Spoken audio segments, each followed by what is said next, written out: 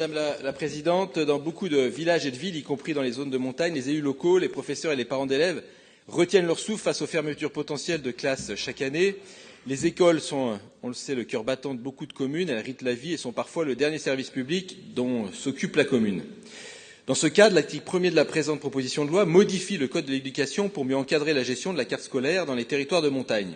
L'objectif est de limiter les fermetures de classes en zone de montagne, en tenant compte des contraintes spécifiques et en rendant notamment obligatoire pour l'État de transmettre aux collectivités des prévisions de 3 à 5 ans sur les effectifs scolaires et les postes dans le premier degré. Si cet objectif va évidemment dans le bon sens, il demeure insuffisant au regard des enjeux. C'est pourquoi nous avions proposé l'instauration d'un moratoire de 3 ans sur les fermetures de classes dans le premier degré dans les zones de montagne, mais cet amendement a été déclaré irrecevable.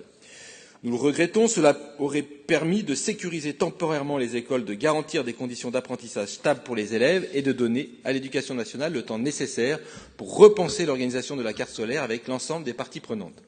En commission, l'offre d'enseignement privé sous contrat a été ajoutée pour prendre les décisions d'ouverture et de fermeture de classes.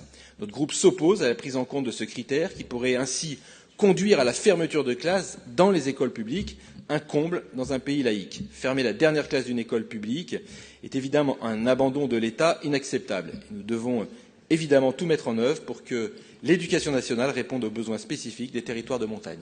Merci.